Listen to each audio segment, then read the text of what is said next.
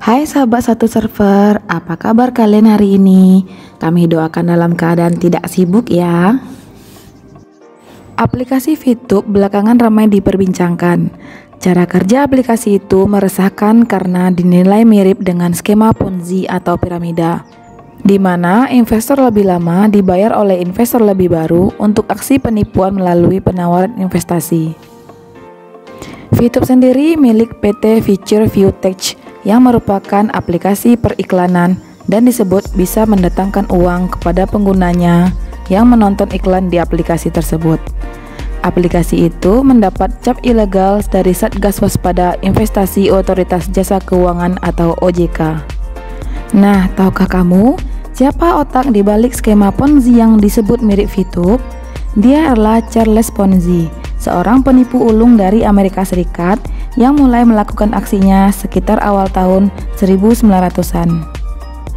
Kisah Ponzi bermula saat dirinya bekerja sebagai asisten teller pada sebuah bank bernama Banco Zarossi di Montreal, Kanada. Bank itu dimiliki oleh pebisnis Luigi Zarossi. Di dalam bank itu, nama Ponzi sendiri cukup mentereng dan berhasil menjabat sebagai manajer.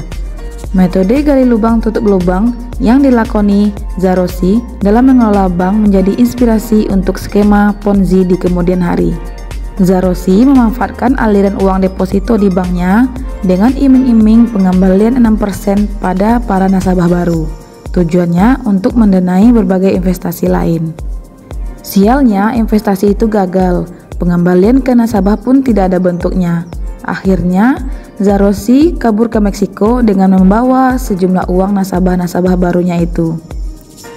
Usai kasus tersebut, Ponzi pun sempat dipenjara di Quebec dengan tuduhan memalsukan cek dan baru dibebaskan pada tahun 1911.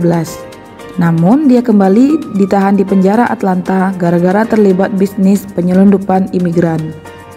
2 tahun meringkuk di balik jeruji besi, Ponzi kembali ke Boston, Amerika Serikat. Namun, di momen inilah Ponzi menemukan titik baliknya dan menjadi pengusaha besar dengan menjalankan praktik penipuan investasi. Pada tahun 1919, Ponzi memulai perusahaan kecil di Boston. Idenya berawal dari datangnya sepucuk surat kiriman sebuah perusahaan di Spanyol yang menanyakan katalog iklan Amerika. Setelahnya, Ponzi cukup menukarkan perangko-perangko mahal itu untuk dijual lagi dengan harga lebih mahal dari modal awal.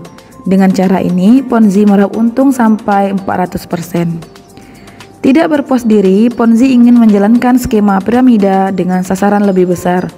Untuk itu, pada Januari 1920, Ponzi mendirikan perusahaan yang lebih besar, The Securities Exchange Company. Dari situ, Ponzi menjanjikan iming-iming balik modal dan keuntungan 50% hanya dalam waktu 45 hari.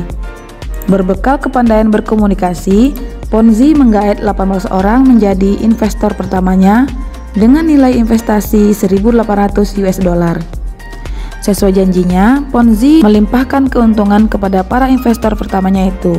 Seiring waktu, investasi itu menarik lebih banyak orang. Manipulasi dengan skemanya itu mendatangkan keuntungan luar biasa. Ponzi disebutkan bisa mengantongi 250.000 US dollar per hari.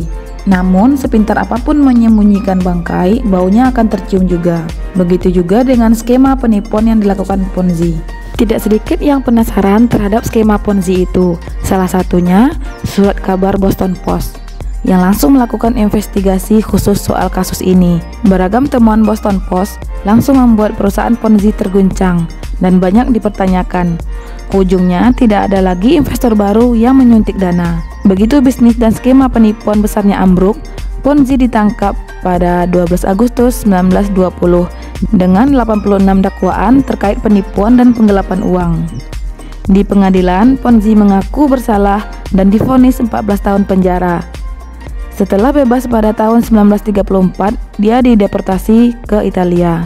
Meski berujung kegagalan, hingga kini metode meraup keuntungan yang dilakukan Ponzi masih banyak digunakan.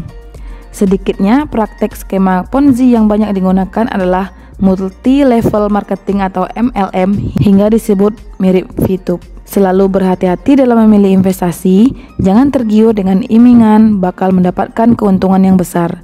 Terima kasih telah menonton, semoga bermanfaat.